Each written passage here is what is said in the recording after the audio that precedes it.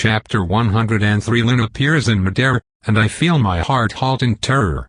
Capita may be crazy, but damn her, she's sane enough to do clever shit like this. Lynn twists as best she can, but there is a hard limit to the kind of movements possible with nothing to push off of, no way to turn force into speed. The chaos implosion is already starting, and while I've never seen what it does to flesh, it's not difficult to make a guess. But Penelope and I planned for this. We are not stupid. We didn't bank on everything going how we wanted to. I move immediately, enacting our contingency for dealing with Capita's death zones. I just hope that it actually fucking works. Core moving down my arm, tentacles extending, I push as much of my soul as I can into the implosion. Mana surges through my metaphysical veins and I pump it down my tentacles, well past their carrying capacity, which violently ejects my essence into the middle of the spell. A wretched screech rings through the cavern, easily audible despite the damage my ears have already suffered in this fight, as my and the Mistwatcher's mana collide and annihilate each other in an instant. Another whip-crack noise occurs at nearly the same time, pain flowering in my abdomen as Sky uses my distraction to score a clean hit. I may as well fight naked for all the good my armor does, but I grit my teeth and pinch off my many burst blood vessels with threads of soul. There's a moment of fear as the implosion starts to activate despite my best efforts, but with nearly all the mana in its immediate area temporarily gone, it is no fuel. Lynn is clipped by the now tiny spell, a portion of her own armor and a few layers of skin getting sucked into nothingness, but she otherwise lands safely like a cat. Sorry, kiddo, she breathes, and I don't have the time to be mad about it. Got close to her and panicked. It won't happen again.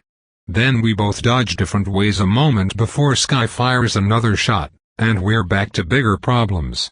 Evacuate. Sky bellows, his many minions and my newest minion rushing to fulfill the order. Capita, I need you at full. Oh, hooray. She cheers, pulling out a glittering ball of some sort. I'll be so happy to see you. The ball disappears from her hand as Lynn blurs, streaking through the intervening space to her target only to be stopped by Sky. He fires at her, forcing her to change direction as he covers Capita with his body. I'm approaching as well, quickly but not quite quickly enough to snap my own bones. Lynn is cut off from approaching, as while getting me into melee range of Sky is ideal, it's a death sentence for her, so she circles around to the opposite side, forcing Capita and Sky to split their attention. Just like the last time I fought her, Capita is not demonstrating the ability to teleport herself. If that pattern holds, only her ability to teleport us is truly dangerous. Her implosion spell takes too long to activate, so Lynn and I are both fast enough to dodge it unless she combines it with teleportation. And if her range is the same as last time, she won't be able to teleport us without expending absurd amounts of mana or being very close to us. Which is to say, close enough that I can just kill her instantly. Of course, that bitch just gives me her trademark grin and pulls out a new tactic. Sky cracks the ground, stones flying upward to whirl around him in a tiny hurricane. Capita sticks her arm into the vortex, retrieving a plethora of fist-sized rocks, and I feel an equivalently sized stirring of mana inside me. I push it out, my magic resistance up to the task, but a dozen blotches of power follow it. I could stop them all, but doing that over and over again would be exhausting, so I dodge instead. Sure enough, a bunch of stones appear where I was a moment before, and while I'm sure Penelope could tell me exactly what would happen if one of those ended up inside me, it doesn't take a genius to guess. Of course, as soon as I dodge, I find an implosion in my face, which forces me to retreat backwards or pump it full of mana. Damn it, she's stalling us. I may have a functionally limitless supply of mana, but actually channeling it is far from effortless. At some point, I'll start to tire, and it takes only a small mistake for things to turn against us. I need to force Sky and Capita to separate. We have the speed advantage, so if they're not standing next to each other we can twist the matchup in our favor. As long as she doesn't make another mistake and get ported again, Lynn can probably take Capita, or at least occupy her full attention. I'm confident I can take Sky. Unfortunately, We currently have no way to stop them from defending with the reverse. That is me versus Capita and Sky versus Lynn, which is significantly more difficult for us. Neither Sky nor Capita are worried. They think they are going to win. They can wait us out, tire us out, force us to come to them while constantly wearing us down.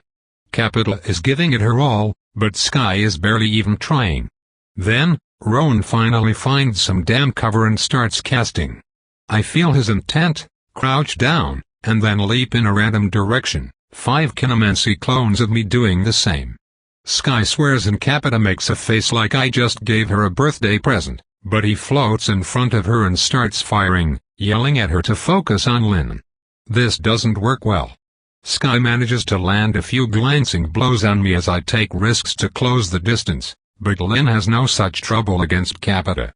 She carves through the open ground in seconds, staying low to the floor, ready to dodge at a moment's notice. I feel her terror rise as she gets closer and closer, but my mother pushes it down, knives at the ready, her mind and body focused on the kill. I've never seen Lynn shank anyone before, although she's been cavalier enough about my own murders for me to know that she has performed more than her fair share. My mother, for all her warmth and compassion, grew up the same way I did, and did not hesitate to use her talents when they manifested in her youth.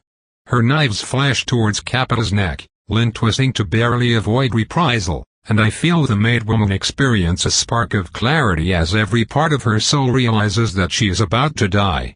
Then something that was not here becomes here. For a moment I'm seeing double, feeling double, and I realize that a second Capita has appeared from nowhere, knocking Lynn's attack off course with a blast of short-range chaos magic. Took me long enough, the first Capita hisses. What the hell? 2 Capitas? They are mirrors, I realize. Twins. Each of them has had their soul sheared in half and traded with the other. That alone would not be enough to fool my senses, though. If they're different people, they should still feel like different people, shape of the soul be damned, yet they are no more variant from each other than Lynn is from herself one day to the next. A new surge of fear overwhelms Lynn for just a moment, and immediately after she resumes her assault, going for the throat once again. The new Capita goes for a palm strike, which of course Lynn tries to parry with a dagger, an interaction that general wisdom says ends very heavily in the dagger's favor. It's difficult to read Lynn's emotions when she's like this, her thoughts moving far faster than I can keep up with, especially when I'm still focused on not getting killed by Sky. She must be expecting some kind of trick, however, because when Capita teleports just a few inches forward so her hand is past the blade, Lynn reacts fast enough to stab her anyway. Unfortunately, this doesn't prevent Capita's chaos magic from going off, blasting point blank onto Lynn's left hand. It's a trade, hand for hand, but the Capitas have 3 remaining where Lynn has 1. My mother backs off, one dagger clattering to the stone floor as her bloody limb fails to hold it. Purple threads snake out from each Capita's soul, linking with one another. They take a deep breath, simultaneously. Got your head on straight? Sky asks, smirking like it's an old joke. Never felt better, both Capita answer in unison. And I can tell they mean it, too. This is Capita, the entity that Capita considers Capita. With her souls linked like this, each half can properly communicate with its counterpart. From her perspective, there is only one of her, a singular woman that can separate herself into 2 imperfect parts. Together they share memories, averaging their experiences and becoming one. Now linked, the talents that were imperfectly severed match their other halves, becoming capable of feats beyond the sum of their parts. The air in the cavern flows towards Capita, becoming thin as so much of it compresses into a tiny, unimaginably dense point. Something about Lynn's danger sense must go wild, because rather than running in to attack she breaks away entirely, circling around towards me as fast as she can. I take the hint and do the same, but Sky starts harassing me harder, forcing me back. Penelope and I prepared for a lot. We thought about possibilities, options, bad situations and ways to get out of them. I feel like it's probably time to use the trick I really do not want to use. But I spent too long stressing over it, and Capita doesn't wait to fire her condensed air blast. It shrieks forward like one of Sky's shots, and Lynn dodges it like one. But as it's about to pass her by, it explodes. The shockwave nearly knocks everyone off their feet, myself and Capita included, but Sky holds fast and successfully shoots me through the leg as I stumble. Lynn suffers much worse. She's launched like a doll across the cavern, spinning uncontrollably until she slams into the wall with a crunch before falling and shattering a crate below her. I watched in stunned horror. The instant burned into my mind. I'm certain that's it, that it's Angelian all over again, hesitation leading to death. Yet somehow my senses confirm that Lynn has not died. But she's not conscious either. Sky fires another shot, which seems like it's going wide from my location, but I realize in an instant that his target is actually Rowan, the fight having slowly progressed into his direction. I try to jump in front of the shot, but it pierces straight through my arm, nailing a direct hit on my father. The illusions of me wink out, as does Rowan's invisibility, his hands and attention now occupied with putting pressure on a ghastly wound. I land hard from my attempted block, earning nothing but a shot through my good leg for the trouble. Both are now bloody misses, and with that, Sky thinks he's won. I can't run in and grab his soul if I can't even walk. He floats slightly higher, just to lord it over me, raising his arms in a look-around-you gesture. I think that about solves things, doesn't it? He sneers. You never had a chance, kid. I've barely even been trying, and that's just because I don't want to smash all my stuff. There's valuable things in this room, you know. Which is to say, pretty much everything except you. I sigh, pulling out a mask and putting it on. It's the one Penelope had made for me, the one that looks like my soul. It's not metal, it has no tricks, no power. It's just a wooden mask. Sky still points a finger at me, readying a stone. Hey, none of that. I have been nice, you little brat. Without Capita, all of you would be pulp. If the next words out of your mouth aren't I surrender, I'm blasting your head off, month on the couch be damned. I should have done this sooner. Should have done it from the start. It would have simplified things a lot, stopped Lynn from getting hurt but, well, it's just not deserved. It's not right. I'm going to regret this, even though I know it's necessary. I decide on the next words to come out of my mouth, and they are not I surrender. Sorry, Nora, I whisper. I put a shard in my former teammate's soul, feeling it integrate almost flawlessly. I suppose that makes sense, considering she already loved me like a sister. I wonder if she would have forgiven me before the mind control, or if she just doesn't have any memories of me killing her since it happened so fast. I place her soul in my armor. Sky, true to his word, fires at my face. The supersonic stone shatters on impact, Nora's talent making my mask, my hood, my whole outfit completely inviolable. On two hamstrung legs, I stand up. What? Sky deadpans. I draw my spear, not responding. I'm done fucking around. Leaping forward with all my strength, feeling bones shatter, I burst towards Capita. From now on I am officially on a time limit, though I have no idea how long it is. Because Nora isn't in a corpse, she will eventually get nabbed by the Mistwatcher unless I pull her back into my body, put her back in stasis, and thereby prevent her from using her talent on me. I have until then to kill them both. A bit regretfully, Capita aims the whole of her offensive talent against me. It's so damn obvious in retrospect, there being two of them. It explains why her wounds suddenly vanished, and why she wouldn't fight me with all her powers at once. One Capita has the ability to teleport herself but no one else, and uses a short-range chaos explosion. The other Capita can only teleport other things rather than herself, and has the ability to create a long-range chaos implosion. The combined chaos talents stop being a chaos talent at all and show their true form, and a romancy spell that sucks air into a hyperdense ball, fires it, and then explodes it on command. Likewise, I suspect their combined teleportation spell removes the limits, and most likely becomes twice as powerful. If that's true, she actually becomes the bigger threat. Nora's talent more or less counters Sky, but if Capita can teleport objects inside me or zap me thousands of feet into the air again, I'm fucked. Capita finishes gathering power and blasts her aeromancy talent straight at me. I try to dodge, and I also try to shove mana into the blast to disable it. This turns out to be a big mistake. There is mana in the air shot, but the only thing it's actually doing is holding all the air together and allowing Capita to detonate whenever she pleases. All of the actual power is in the pressure, and when I annihilate the mana holding the spell together, it explodes right in front of my face. I'm blasted backwards, head over heels, but I'm protected from the impact, if not the acceleration. I right myself in midair, taking the hit against the far wall feet first and cushioning my impact. Sky fires at me and I smack the attack out of the air with my now invincible spear. What the fuck? Sky growls, as Capita fires another shot. I wait patiently, jumping directly towards the attack at the last moment before destabilizing it with a burst of mana from my tendril. It explodes behind me, this time launching me forwards. I'd hoped to send myself careening right back at Capita, but self-detonation is more art than science, so my aim is off. I do, however, end up on a trajectory towards Sky. That'll do. His eyes go wide and he quickly tries to fly out of the way, which is marginally successful considering I started my journey from the clear other side of the cavern. I know that in most cases a physical attack will be pointless. My spear would be knocked out of my hands the moment it gets even remotely close to scraping him.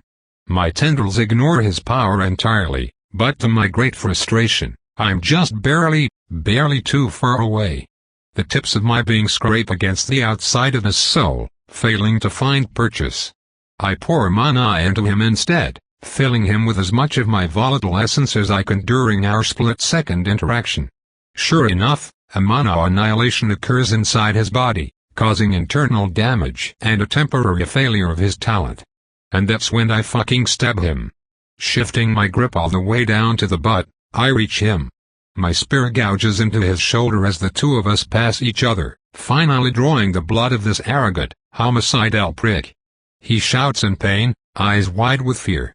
His own blood probably isn't something he's used to seeing very often, as overwhelmingly strong as he is. Now, for the first time, he has had a very literal brush with death. I land in a roll on the ground, tendrils savoring the taste of him. But I turn to continue my attack on Capita without hesitation. Capita.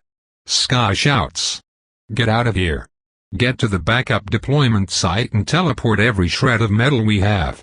We're doing this today. Shit. The perception event is the absolute worst thing that can happen. I feel my legs crunch a little again, but despite my speed, Capita just gives a sad synchronous nod, vanishing before I can get my hands on either of her bodies.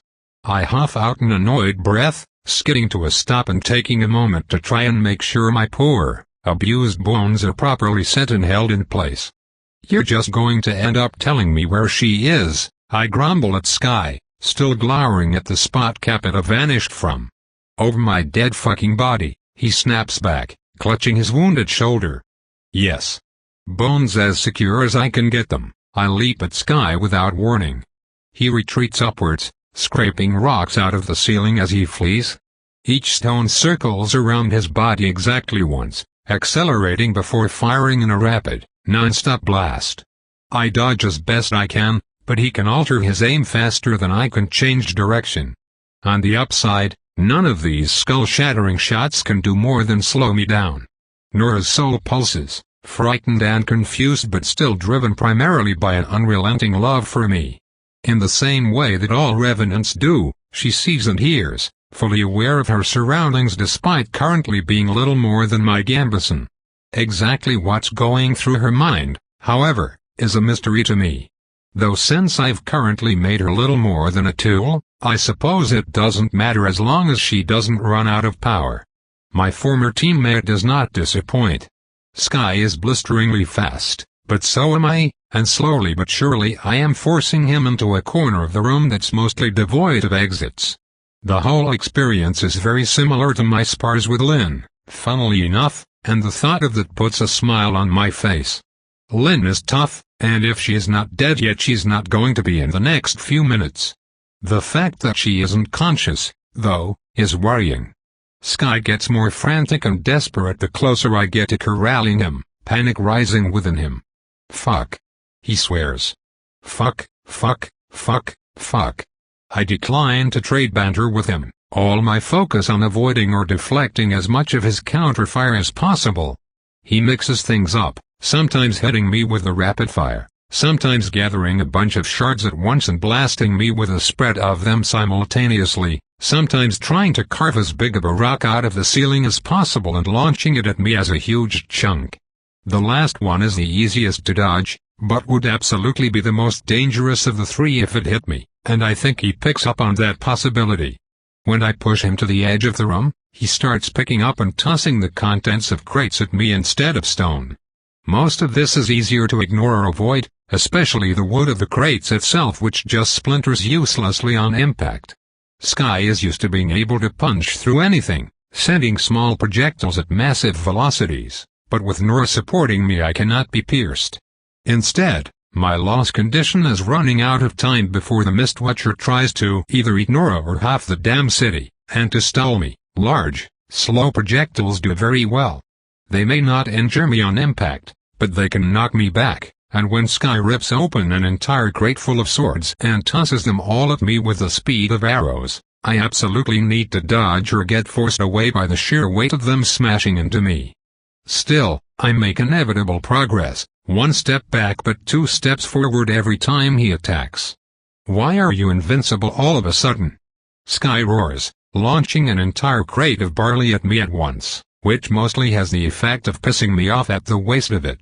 I want to taunt him, I want to rub his helplessness in his smug fucking face. I don't, I just move. He tries to fake going left, but I'm already moving right.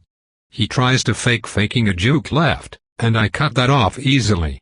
His soul can't lie to me.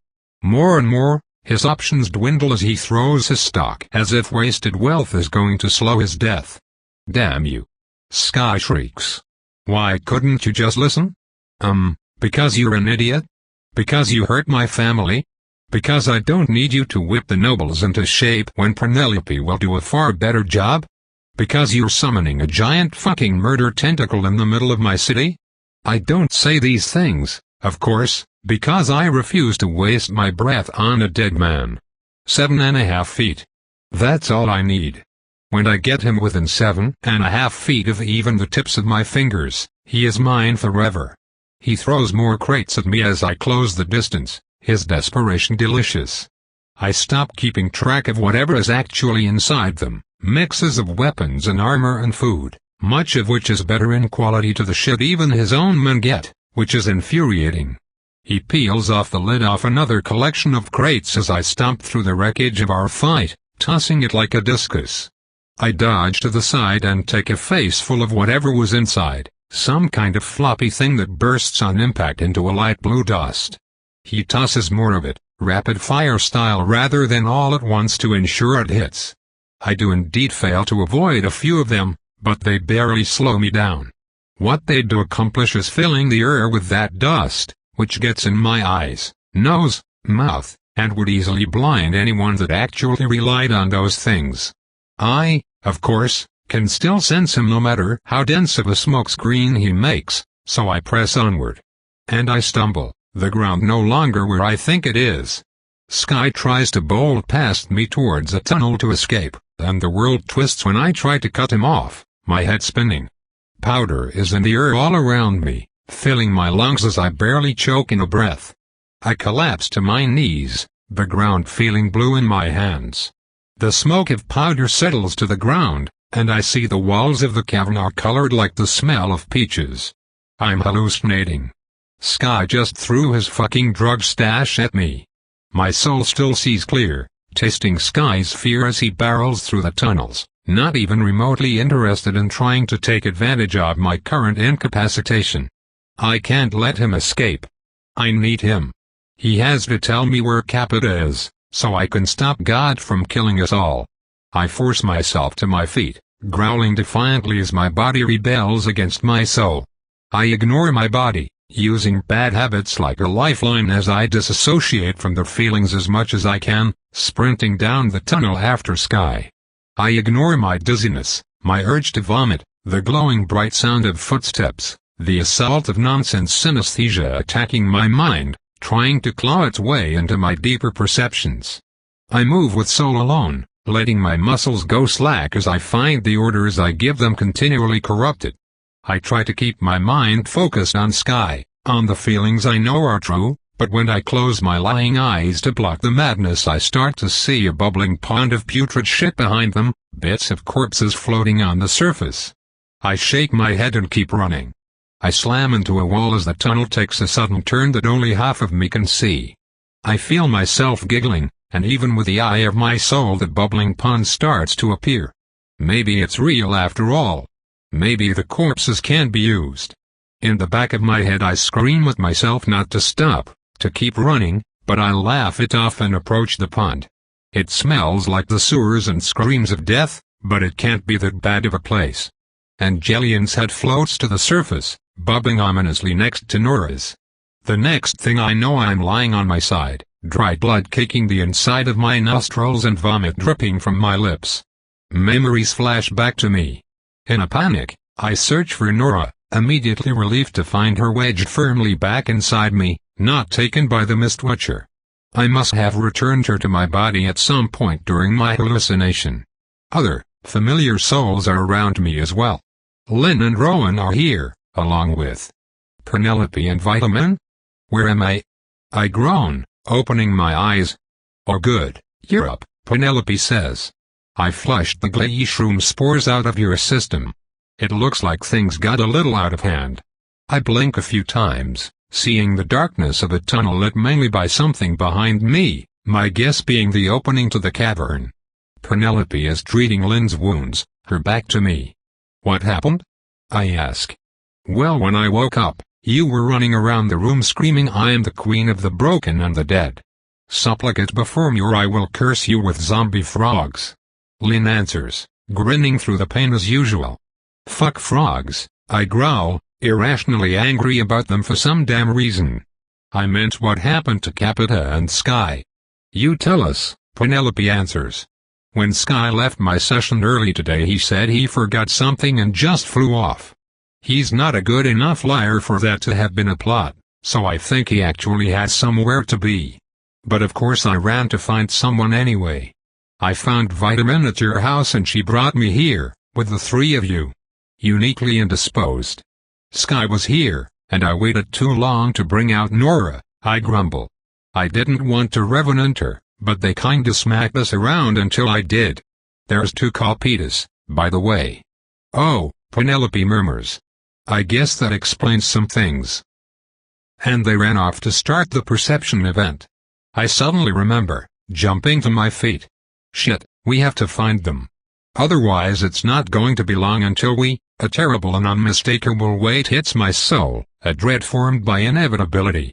I am not even close to the focus of the Mistwatcher's attention, but I feel it all the same, as even being in the barest edges of its periphery is enough to quell my being into near mindless terror.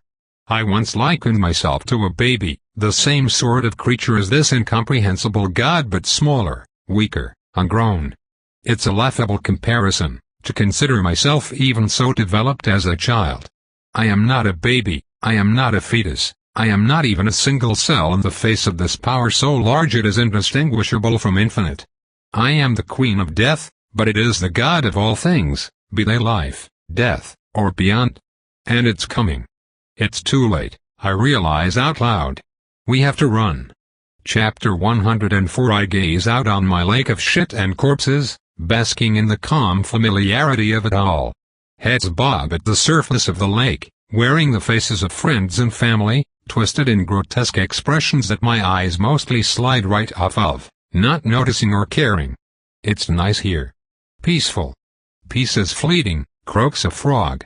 I turn to look at him, for it is a boy frog, colored a beautifully fluorescent greenish-yellow-purple. You're fleeting, I counter, since it is merely a pathetic mortal frog. Your peace, especially, because you win it with pieces of others, the frog continues rudely. Are you a poisonous frog? I ask. Or are you just an annoying one? All things die, good things especially, the frog ribbits. Your peace will die. Your safety will die. Your love will die. You will make sure it is so, because that is what you are. I narrow my eyes at the frog. I do not like the cut of his jib. Victory will solve nothing, the frog promises me. You will be afraid forever. You are surrounded by enemies in the most complete way possible. I hate you, frog, I curse him. I will eat you. I will eat your tadpoles. I will eat every fear, every evil. There will be none left. You will not, the frog croaks. Because after you've devoured your enemies, your abusers, your friends, your family, your lovers, and your very world, there will still be you. It is time for you to croak a different way, I tell the frog, lower lip trembling. Then I scream, lunging at him and trying to bite him in half. He hops away and I fly past him, landing face first in the putrid lake of shit and corpses. Memories of my drug-induced hallucination are not what I want to be thinking about while I run for my life, but for some reason my mind wanders there anyway. After tossing Vitamin on my shoulders and grabbing Penelope, I sprint away as fast as I can.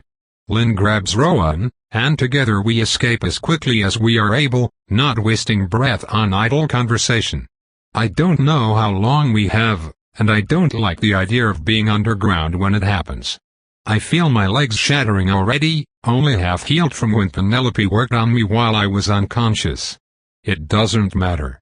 I hold my broken body together, because it is the only way any of us have a chance of making it out of here. I suspect Lynn can go faster than me if she chooses to, but instead she matches my pace, having to rely on Vitamin to navigate. Part of me wishes she remembered the way and could go on ahead, but it's nice having her here. If we all die and get eaten, at least it will be together. The tunnels are long, maze-like and winding, but Vitamin knows the way. It's quite the contrast from our approach, desperate and breathy as opposed to careful and quiet. I'm barely even paying attention to my soul sense. I couldn't care less if we run into someone or get seen.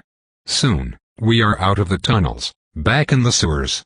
We don't run all the way home, instead taking the first exit to ground level. I feel it. It's coming. Half a dozen people jump in surprise as we burst up from below, and I waste no time drawing my bloody spear and pointing it away from the center city. Run.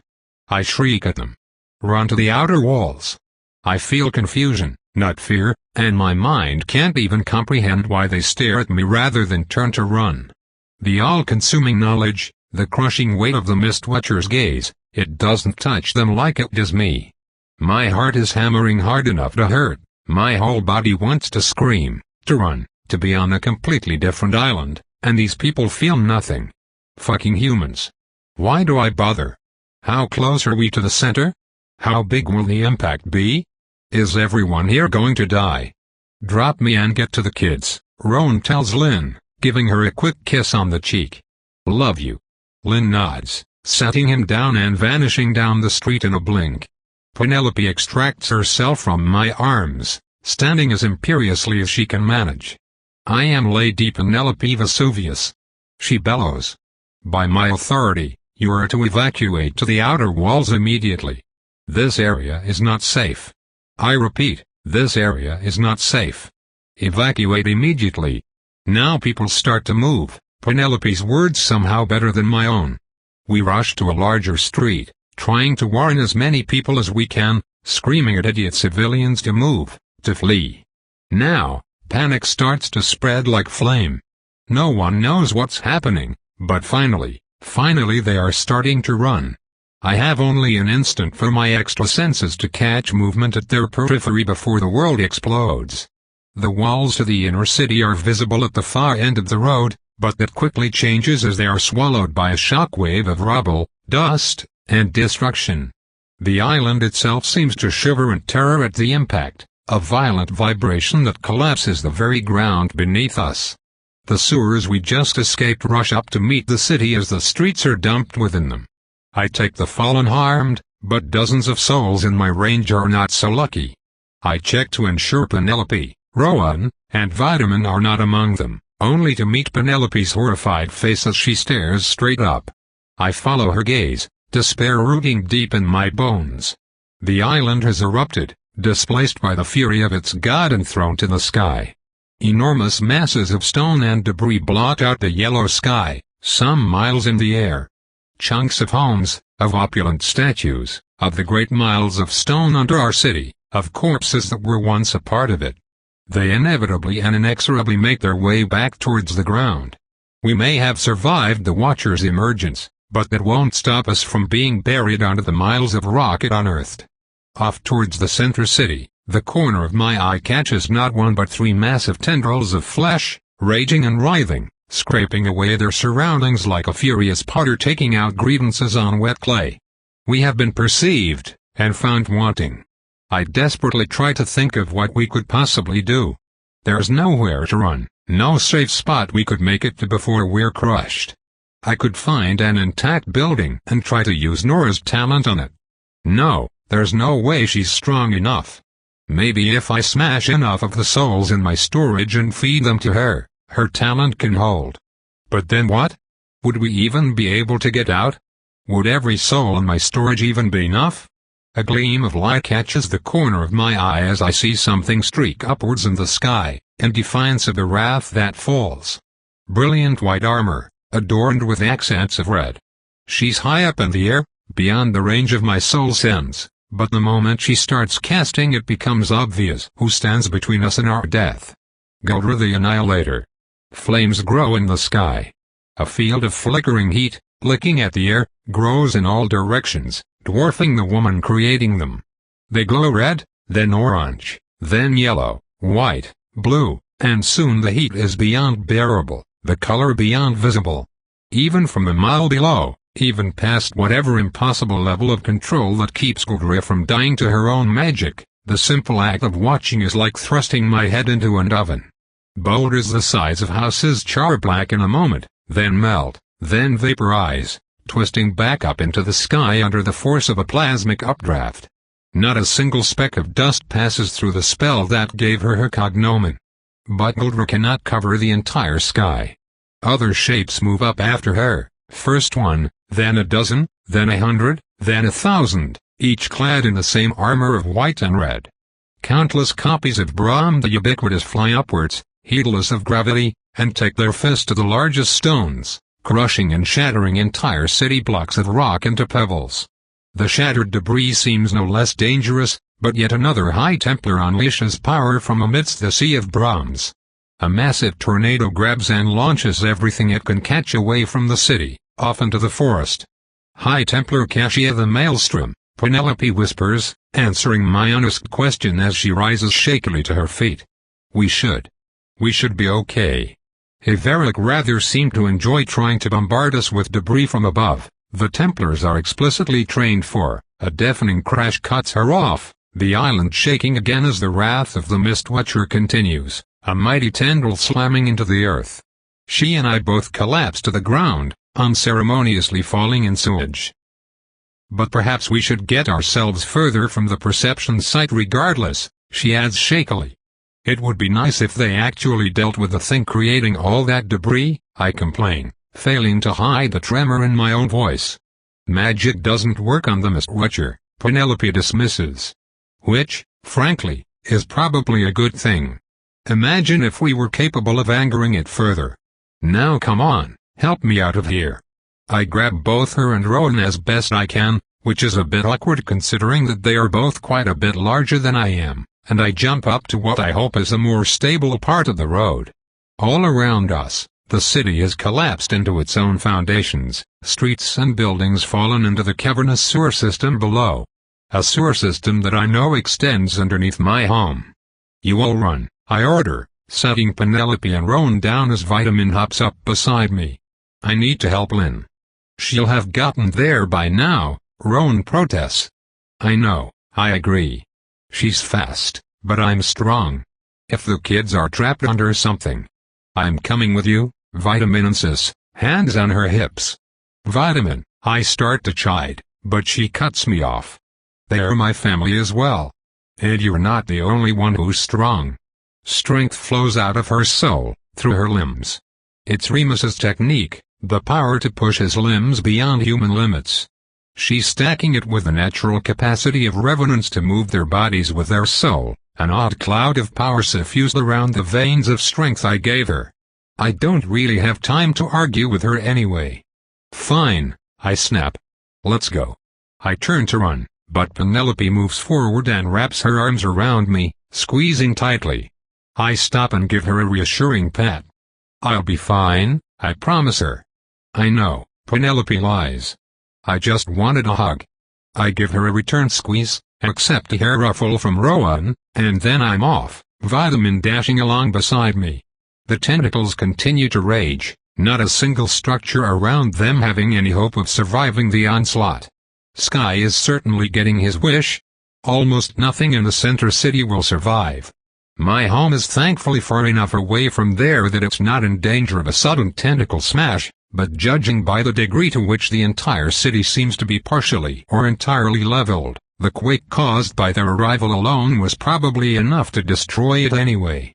I don't have the luxury of wallowing in worry for long, as for a moment I feel a rush of ephemeral pressure suddenly and inexplicably lift from me, an ever-present crushing force somehow getting weaker for a short moment before the sky splits in half. A thick line of perfect, golden yellow screams from the ground and cleaves some of the larger pieces of debris out of existence. Mana. A concentrated beam of pure mana. That's going to be High Templar Arden the Iron Soul, Vitamin says, and I glance at her in surprise for a moment before remembering she has Remus memories. The High Templars sure got here fast, I grumble. I would have expected most of them to be out dealing with Roth Izo. Yeah, Vitamin agrees. Lucky for everybody in the city though, I guess. The idea of a Templar presence being lucky for anyone leaves a foul taste in my mouth, but I don't argue the point. We would be dead without them. Purple spider web cracks start opening in the air overhead, twisting and branching out like lightning in slow motion. They fill the sky, hovering above even the wrathful tentacles, one of the three finally starting to slip back through the island, down to the mist once more. The cracks in the air start to widen, vibrating dangerously, horrible screeching sounds reaching the ground and nearly splitting my abused eardrums. With a bone-deep shudder, the world dims for an instant before the cracks and all the rest of the debris above them vanish without sound or warning. A second afterward, the backblast of whatever terrifying spell that was slams me into the ground, breaking my nose in the process. But that's the end of it. Some detritus that made it past the Templars starts raining down around us, pebbles falling like hail, but for the most part we have been spared the threat of complete and total annihilation. Well, Vitamin breathes. That one, I don't know. Whatever, I hiss. It's better than being crushed to death by rocks. After picking myself up from the ground and stemming the blood flow coming from my nose, I don't really care enough to respond.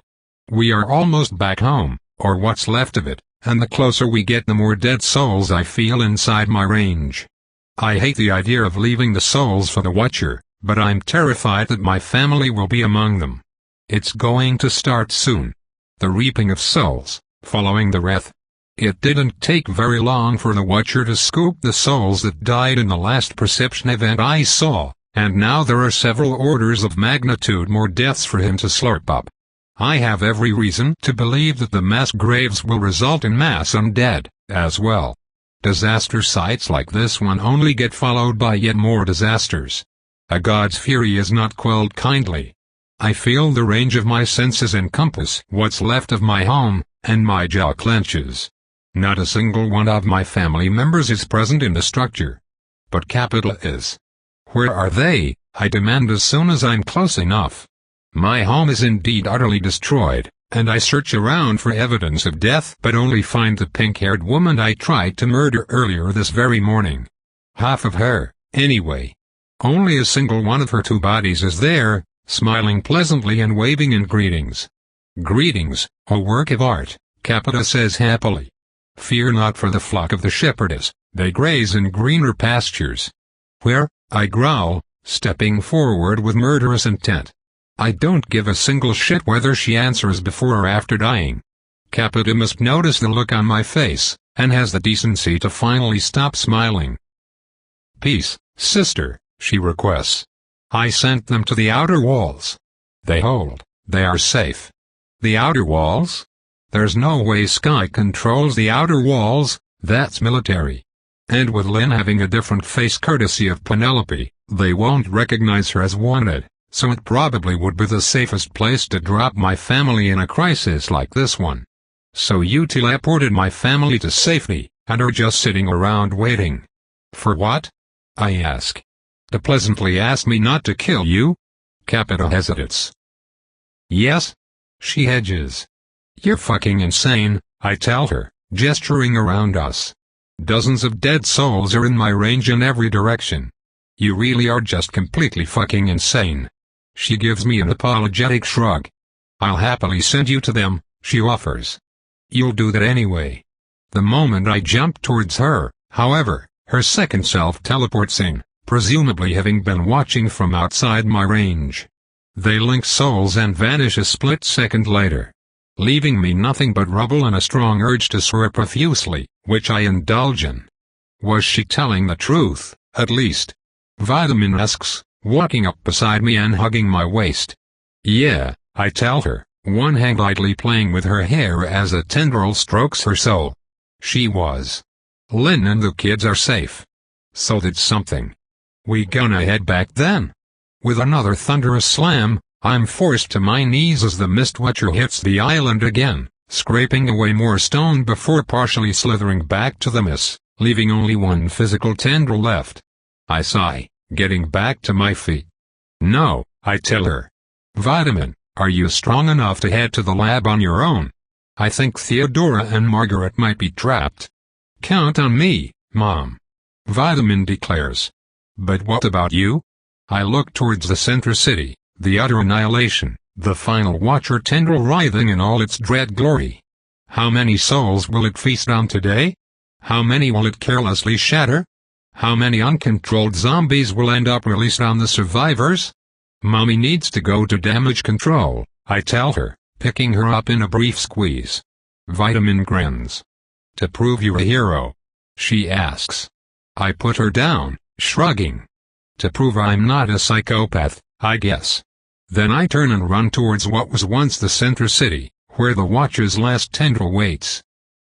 Hopefully, it won't notice me. Chapter 105. This is probably a bad idea. There are, I would have to guess, over 2,000 people in the range of my soul sense. A quarter of them are dead. No doubt that percentage will increase significantly the closer I get to the impact site. I have no idea where I should start, if I should focus on retrieving dead souls before they are devoured or saving the trapped live ones before they die.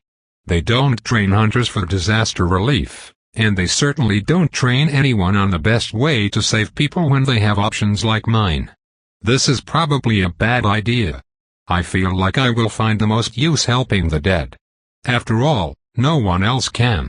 I make a beeline towards what is now a massive hole in the middle of the city, collecting as many dead souls as I'm able along the path. The final tentacle demands the full force of my attention whenever I glance its way, and I make the mistake of doing so just as its rage seems to quell. The violent thrashing is slowing down until, at least for a few moments, the tendril just looms ominously above the city, taller than the greatest walls and thicker than the largest buildings. As the city of Skyhope is built inside a crater, it's much easier to see things in the center than things on the rim. The middle of the city is lower than the outer sections, although the crater is large enough that it's difficult to tell when you're just standing in the street. Still, even with the impact site so far below the outer walls, the Mistwatcher dwarfs them with nothing but the tip of a single errant limb. When it moves again, it moves with relative slowness. Although given the distance and scale involved, I would not be surprised if that slowness is only a trick of perspective. It curls over, kicking around at the rubble created by its own entry, searching and prodding. With a rumbling scrape, it pulls objects of apparent interest into the hole, where they begin the many-day fall down to the miss. Exactly what the Mistwatcher deigns to acquire, I don't know, and don't have any intention to get close enough to find out. But if this incomprehensible divine beast is wrapping up its business here, well. The last time this happened, the spirit tendrils arrived just shortly after the physical ones left. I pick up the pace, although I don't really have many leg bones left to break. Penelope is going to be furious with me. Everywhere around me, there is either death or those who brushed with it. The living suffer, crying out for aid, but I convince myself that I can trust others to help the many people this far away from the fancy new hole in our island. As I collect souls by the dozens, however, I start to fear that my body will not be able to hold many more. I can save a few hundred, I think, but then I will start having to make choices on who gets a chance for rebirth and who does not. I suppose I could free up space by making revenants, but then of course I run the risk of those revenants being found by the swarms of Templars that are no doubt on the way, not to mention the High Templars that are already here. This is probably a bad idea. That refrain keeps flashing through my mind. And honestly, it's right. This is a risk, an entirely unnecessary risk. I don't know these people, I don't really care about these people. At my core, I'm someone that looks out for myself first, and that part of me knows this is just going to bite me in the ass for nothing. Whenever I try to do a good deed, that's what happens. I would probably accuse someone of whining if they said that the world is stacked against them, but in my case it cannot be more literally true. From my earliest memory, I have been starving, an owner of nothing. The abilities I was born with and never asked for are illegal enough to get me killed. The actual, physical world annihilates my essence when I try to push it outside of my body, and I risk getting slapped by God if I glance off the edge of the island at the wrong time. I am not a good person because I do not have the luxury of being a good person. So why the fuck am I doing this? The people I respect are good people. Lynn and Rowan are criminals, sure. But they sacrifice a lot for the sake of kids that, at least initially, they didn't even know. Lynn literally got beaten by mobsters, ordered around and abused, just so that my siblings and I could have a bite to eat. Rowan, for all his flaws, thinks a lot about what is and isn't right. He's always encouraging me to be a good person, and I know that he would approve of what I've chosen to do now. Even Penelope, for all the ways she's as fucked up as I am, fights against her baser nature and focuses on trying to do good for the world. She's not just a healer, researching ways to heal better. No, Penelope wants to figure out how to make healing obsolete.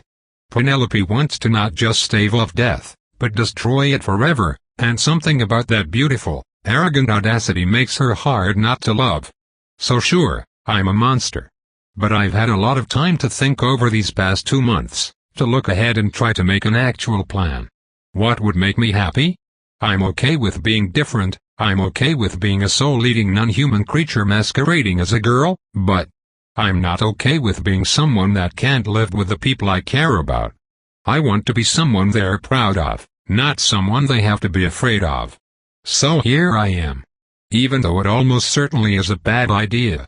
People need help, I can help them, and so I should. That's how morality works, right? It's the decent thing to do. I feel a group of children trapped together, hiding in a cellar that they can no longer leave. After a brief deliberation I break off to help them. They are alive, and they will probably be fine until someone else comes by, but I don't know. I go anyway.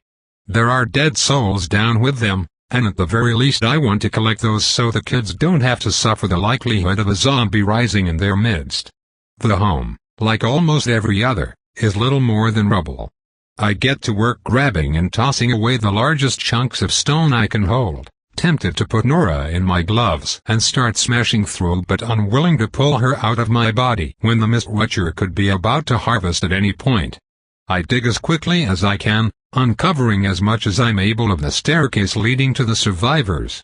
I soon come across what I already know I will find, a woman's body, crushed between the stairs and the debris, having shepherded her children to safety mere seconds before the roof collapsed on top of her.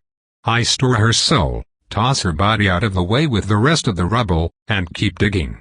The 3 children below me can hear me, although I'm not sure they know I'm here to save them.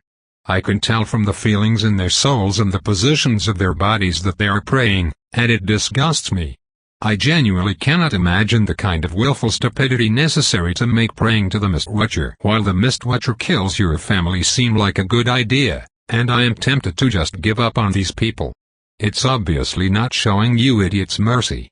If nothing else, though, it would sort of make all the time I've already spent trying to dig them up a waste if I do that, so I toss away the stones as quickly as I'm able and finally break through to their cellar.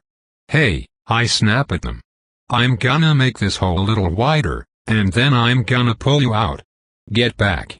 They scramble away, and even with the limited light my soul eye can see them pretty clearly now. The oldest can't be more than 11 years old, and the other two are significantly smaller. I stomped the rubble around the hole, letting some of it pour into the cellar and finally getting enough of an open space to pull them through.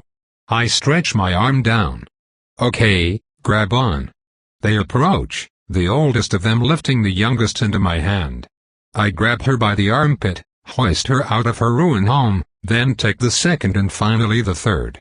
I feel them notice, one after the other, the corpse of their mother splayed where I tossed it earlier. Okay, I tell them, raising my voice enough to take their attention. You all need to get out of here. Head uphill, towards the outer walls, as quickly as you can. Now. You're the blue girl, the oldest one says quietly. I blink. What? Oh, because of my eyes. Are there enough rumors about me for random kids to hear them in their homes? I'm a hunter, I tell him. Just do what I say and go. Credit to the oldest kid, he doesn't freeze up. Grabbing his younger brother and sister, they start to get out of here. I sigh. That was way more work than just collecting dead souls. I turn around to continue towards the center city, and end up face to face with Brahm the ubiquitous. Fuck. I swear, jumping back in surprise. Basically nothing can sneak up on me anymore, so that really scared the shit out of me. Soulless and expressionless, the illusion of armor regards me impassively for a short moment before speaking. Noble of you, Brahm comments. I blink at him, not really sure how to respond to that. This is a man that I just watched clone himself hundreds of times and then beat the shit out of a bunch of rocks a mile in the sky, after all. So, wait, if he can make tactile illusions somehow actually, how the fuck does he do that? You can't make solid light, that's not a thing. He could probably help clear rubble. There's a family of 5 trapped 40 yards down, 23 yards that way, I tell him, pointing. Other spots. 6 yards down, 56 yards that way. 43 yards that way, ground level, but not moving. 98 yards that way. He stares at me for a few seconds as I give instructions, then nods, more illusions popping into existence above the spots I designate and starting to move rubble. There are a lot of people stuck underground within my range, so I spend about a minute reporting all of them, then immediately turn and run towards the center city without another word. Brahm doesn't follow me, thank fuck, but I suppose I have to assume that I'm being watched now. I don't sense any obvious inquisitors, at least, and if there's any I can't sense I'm fucked anyway. It doesn't matter if I grab souls or eat them or make a goddamn revenant in the middle of the city, an inquisitor will notice that my body is full of souls that aren't mine just by glancing at me. So I continue to collect them, at least until I hit my limit. Then I have to start making uncomfortable decisions. I eat the souls of gang members first, since I know that they are probably bad people, opening up more space for those that are hopefully better. Next, I eat the biggest souls in my inventory, Nora and Pinta excluded, because one big soul frees up enough space for 2 or 3 children. Every single soul that doesn't end up in my body will be either shattered or eaten by the Mist Watcher, and I don't really have time to figure out the best way to save people. This method allows me to maximize the number of people I can hold inside me, which is certainly a method, but I'm not sure if it's the method Penelope or my family would argue for. Penelope might like this, but I think she might prefer me keeping as many large souls as I can so we can eventually revive the people that have the most skill. So I decide that, because I can't figure out the correct moral answer, I will take the moral answer that allows me to eat the tastiest souls. As arbitrary tiebreakers go, it's not really a great one, but it gets the job done. Every soul I encounter that I can't fit inside my body, I just eat. Because again, it's either me or the Mist Watcher, so it may as well be me. What I would prefer to do is make all the souls into revenants. That would obviously be ideal, because then no one would have to be eaten. I can't do that, though, because then anybody who watches me would know I'm an animancer, and then I would die, and then nobody would get saved. Fucking Templars. These are the kind of thoughts I focus on to avoid thinking about the unprecedented devastation that I personally failed to stop. I'll be the first to agree that my life is fucked up, but even my experiences on the streets don't compare to the ocean of rubble and death in every direction. This city, my city, has been reduced to ruins, parts of it utterly and completely annihilated from existence. As I get closer to the center, as I get closer to that damn tentacle, the sheer density of the dead crowding my senses gets more and more oppressive. The living are worse. The weight of despair crushes me on all sides, the feelings of hundreds and hundreds of people pressing at the edges of my mind, each and every one of them broken and terrified. For perhaps the first time, I try to focus as much as I can on my body rather than my soul, as my extra senses are now the ones that threaten to drive me mad. Surrounded by shattered families, destroyed lives, desperate and frightened people. It's a bad time to be an empath. The great tendril of the Mistwatcher finishes its destructive hoarding session and finally slithers back underneath the island. Some part of me watches its departure with a sliver of disappointment, as I can't deny that no matter how much I hate it, the Mistwatcher is truly beautiful. In some sick way, it feels like something to aspire to. Although, when I actually take more than a second to think about it, I do find myself disgusted at the idea of maintaining and farming people like livestock on a scale of, what, billions? Trillions? I have no clue how many people there are when you consider all the islands. I don't even have the faintest ghost of an idea about how many islands there are. The point is, I love food. But as long as I'm getting enough to not die, it's clear that there's more to life than just eating. My thoughts are abruptly cut off as hundreds of Mistwatcher spirit tendrils cleave the dead asunder. It happens startlingly fast, and it's over just as quickly.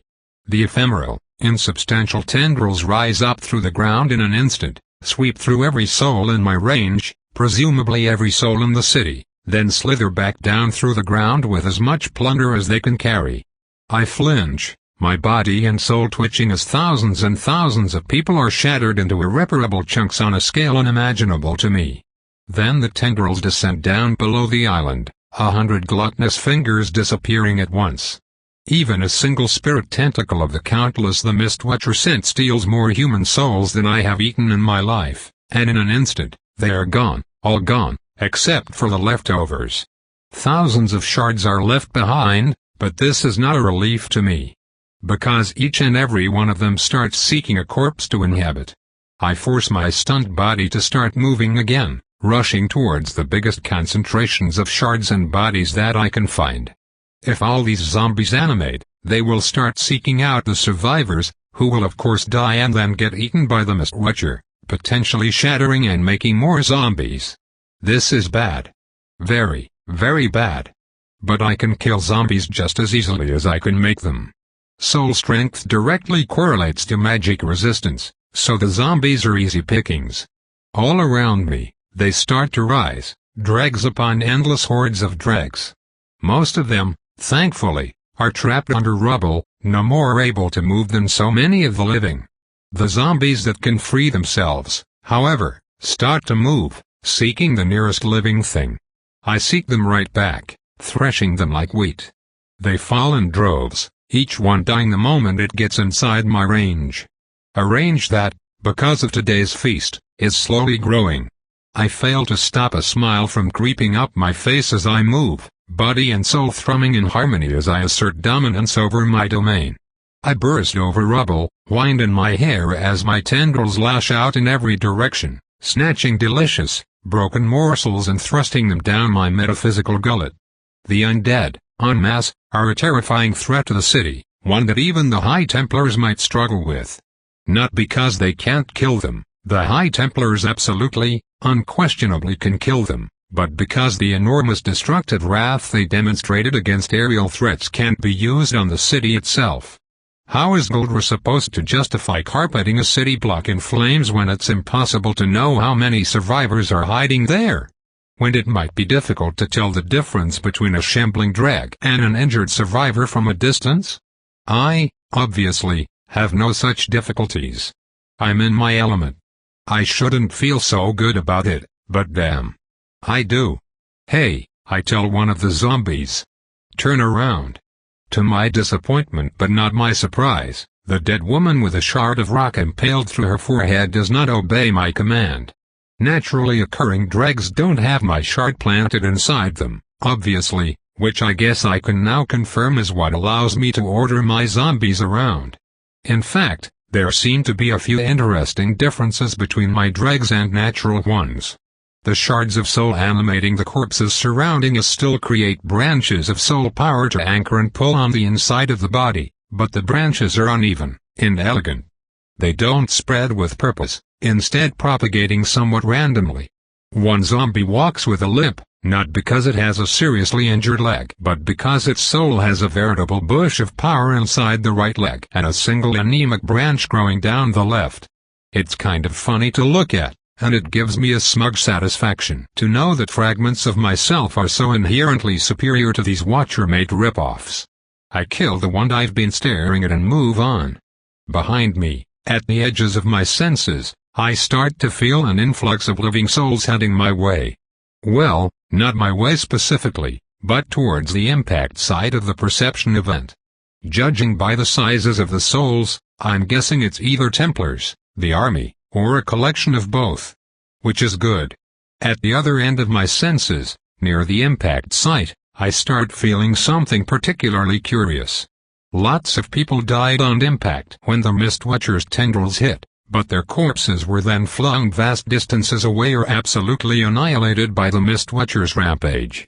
In other words, there are a lot of soul shards in the area, but not very many intact bodies.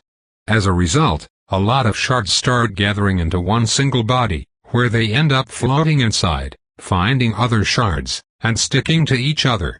It sort of reminds me of a splice, with the shards trying to fit completely all matching fragments of being to each other.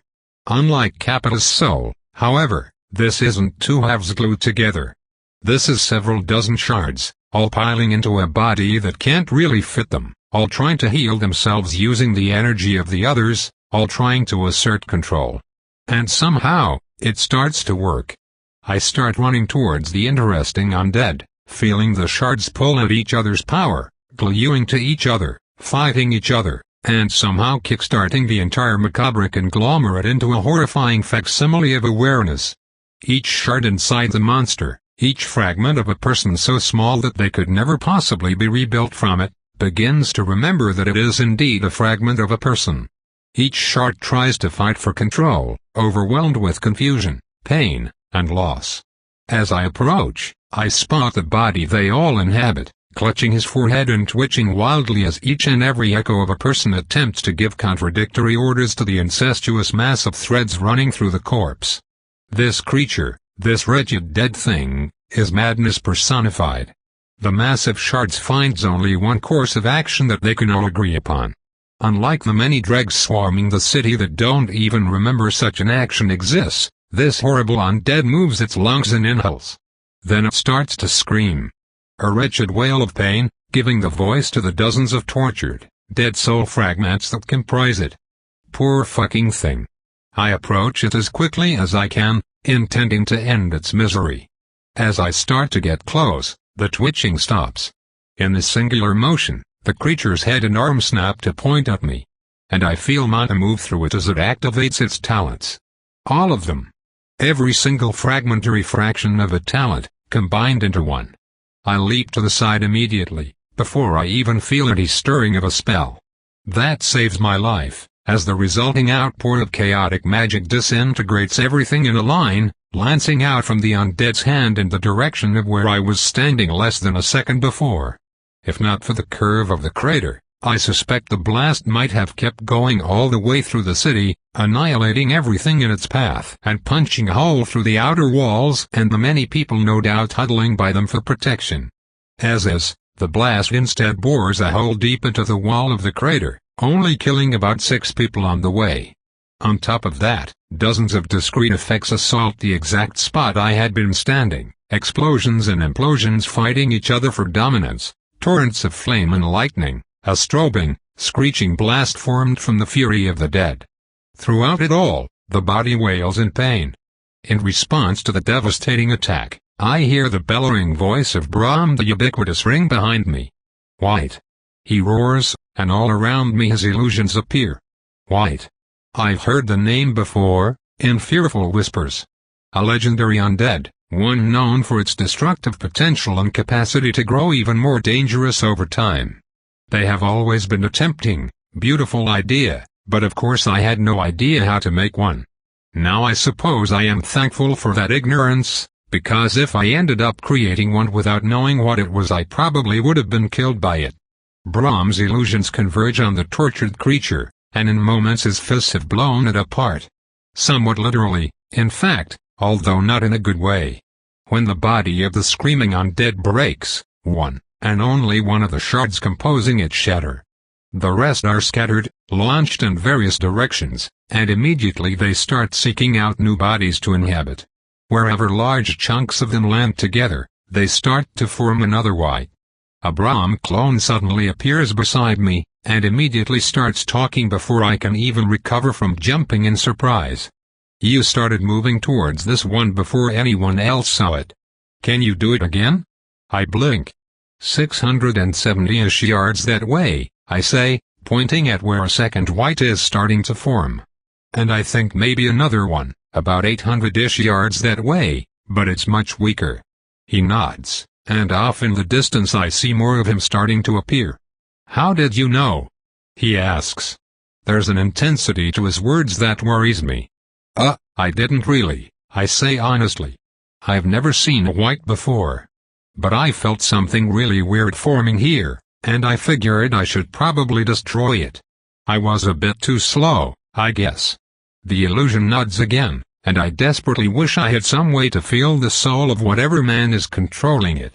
I've been watching you, he admits, which is more or less what I expected. Your talent seems incredibly effective against the undead.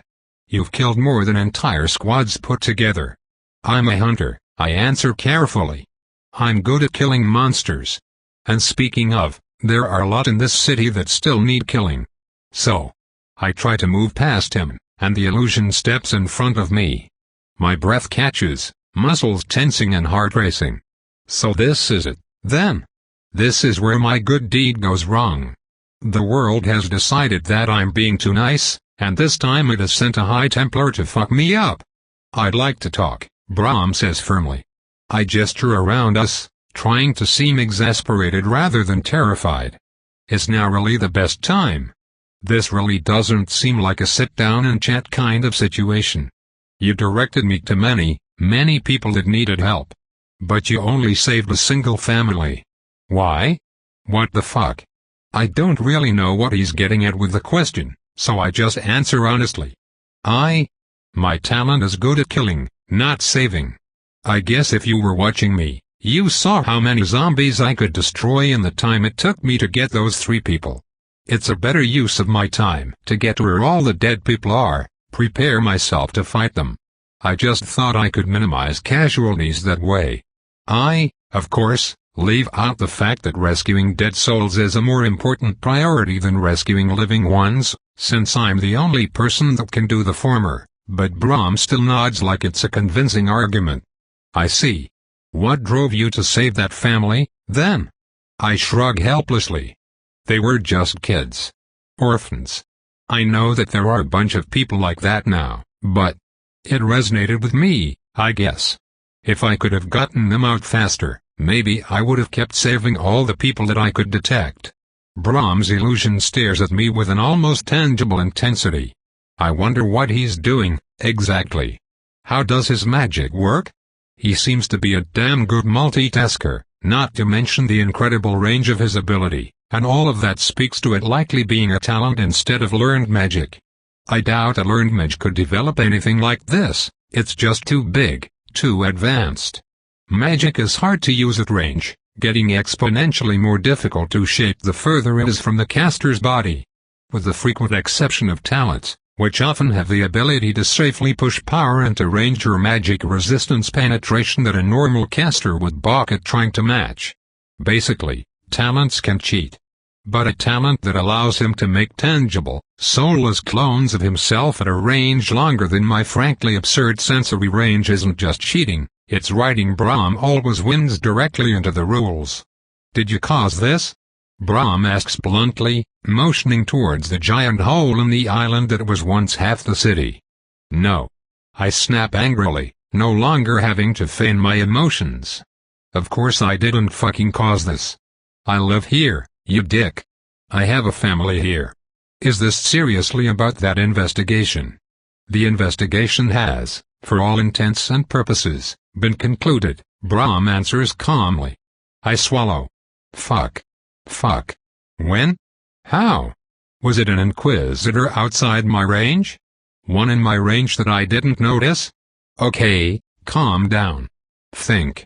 Brahm can make clones from really far away, but his range can't be unlimited, and neither can his stamina. This is probably the most magic the guy has channeled in ages. It's an absurdly huge crisis, and he seems to be handling a massive percentage of it by himself.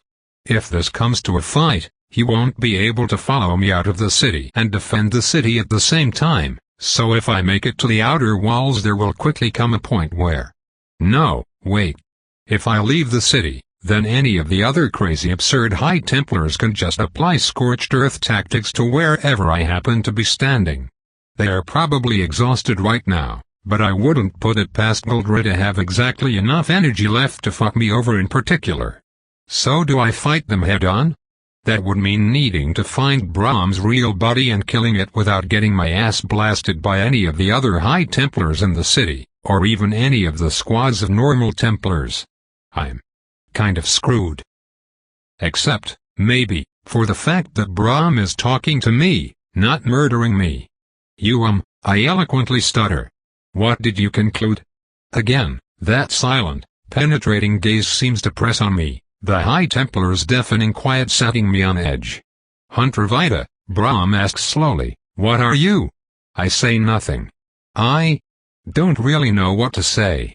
As you consider your response, Brahm continues, I feel it only fair to confirm to you something that you may have already suspected, namely that the inquisitorial branch of the Templars does indeed, by necessity, participate in the sin of animancy, primarily because it is necessary in order to perceive animancy. Sometimes, we must shroud ourselves in evil in order to find it. It is regrettable, but we have had you under surveillance. Your sensory range is impressive, but also on record at the Hunters Guild, along with predictions for how quickly it increases in radius. Ah. So I only ever felt one inquisitor because they only needed one to test my reaction to noticing an inquisitor. Or hell, maybe that was an accident and the inquisitor was heading home from lunch when they noticed me at random. The rest of the Inquisition, meanwhile, are apparently a lot more competent. I don't ask this to force you to implicate yourself, Brahm explains. It's a genuine curiosity to me. I am not personally able to see what my allies in the Inquisition see, I have only heard it secondhand. So I ask again, what are you? I take a deep breath, trying and failing to think of a plan. If he wants to talk, I will let him talk. Hopefully he's not stalling, because I sure am and I'm not sure I actually get anything out of it if I succeed. I don't know, I answer honestly. There's only one thing I can really do here. I have to rely on the fact that the Templars are going to be running on fumes, after dealing with the disaster in the sky and the aftermath thereof. They have to be low on even their own incredible amounts of power. I have to risk it. I don't really have a choice. I see, says Brahm. Well, I need to ask that you come with me. I refuse, I say, starting to move past him again. I haven't done anything wrong. The illusion of an armored hand grabs my shoulder, though I don't feel the cold chitin that I expected. Brahm's hand thrums, a pressured vibration of such intensity that it acts as a wall. I'm afraid I must insist, he tells me. The souls trapped inside you must be freed. Fuck. They are after the souls. They are after everyone I came out here to save. They are after Penta, Nora, and Angelion. I believe you when you say you are here to help, Brahm continues. But you are misguided. Come with me. We will help those you are hurting, and afterwards we can speak of clemency. I shove a tentacle into the illusion and pump it full of mana. With a screeching sound, the magic dissipates, and I turn to run. How did you do that? Brahm asks, immediately reforming beside me. Instead of answering, I simply perform the trick again, his clone detonating with another sharp noise. Fuck him and fuck this, I have to get out of here. The question is, where do I go? Normally, I would try to lose my pursuers in the sewers, but they've all collapsed and I doubt the tunnels underneath them have fared much better. I need cover. I need a place where they won't want to follow. I need the forest. Really, it has to be the forest. It's the one place I can reliably survive better than anyone else. But how do I survive the space between the city and the forest? How do I cover all that ground? I don't really have a good answer, but the best idea I can think of is to run inside the wheat fields, keeping low and giving Guldra a brutally costly consequence for just going full fireball on me. The city is going to need all the food it can get now that everybody's a fucking refugee, right? If the Templars have to make a call between killing me and starving themselves out, well, I'm sure they have ways to minimize damage, actually. Damn it. Is this it? Is this where I fucking die? I am as far away from the forest as I can physically be. Being stuck in the ruins of the center city means I've got a literal uphill battle ahead of me, but what else am I gonna do? Brahm reforms another clone, this one outside the range of my tendrils. I veer away from him, moving towards the highest concentration of zombies that I can find. Please surrender peacefully, Brahm requests. This doesn't have to get violent. What, you want me to just serve myself up on a platter to die? I snap at him. I pull half a dozen shards out of the shambling undead nearby, continuing on to the next group. I am actually under explicit orders to not kill you, Brahm responds. I assure you, your fears are unfounded. The Templars want me alive? That sounds even worse. I find a group of another dozen drags and yank all the shards out of them. Then I gather them up and shove them all into a single corpse, adding a few of mine for good measure. Vita, we have a place for people like you, Brahm insists. We can help you. You're not the only person that hurts others by nature of your birth. We can show you the right way to use your abilities. Kill everyone in white armor, I order my white, having no idea whether or not that will even work. A chaotic explosion detonates at the Brahm clone's position, so I assume it works. Fuck yes. A dozen copies of Brahm replace the destroyed one and converge on my white, obliterating it in moments. But that's fine. That was just a proof of concept. That white had 22 shards. The one that nearly killed me had over 40. Brahm easily destroyed them both, but I don't exactly have a shortage of shards around me. Plus, some of the surviving shards from the destroyed body ended up clumped together, and those are about to form another white. From the way that Brahm insists on destroying them with extreme prejudice, they are going to be great for wearing him out. And once he obliterates one, another, weaker one forms somewhere else. I like these things. At least, I would if they didn't involve the excruciating torture of the white itself, the death and shattering of dozens of individuals, and the absurd collateral damage from the fact that they are basically guaranteed to have chaos magic. But, you know, in this specific situation they are pretty convenient. You have no idea what sort of horrors you are unleashing, Brahm tells me, once again following my retreat towards the outside of the city. Sure I do, I tell him. It's a white. You just told me that. And if you would just leave me alone, I'll happily go back to destroying them instead of making more. But I'm not gonna let you kidnap me, you fuck. Then we won't give you the choice. A blast of air suddenly knocks me off my feet, sending me sprawling backwards. From far above me, I feel a terrifyingly powerful soul, deep green and wild, like a raging squall ripping leaves off of trees and dancing them through the air. I try to stand up and immediately another blast of air knocks me to the ground, then another. I flail about with my tentacles, trying to find and disrupt the mana flows, but whatever spell this is isn't close enough to me for me to affect. The blast of air is being sent at me from well outside my range, and there's nothing I can do to stop it. When the flying High Templar gets about 20 feet above me, she hovers there, maintaining a constant, crushing column of air above me. I fight it, trying to rise, feeling muscles strain and bones crack as I push the inside of my stupid meaty shell to and past its limits, but I can't move. I can't even budge.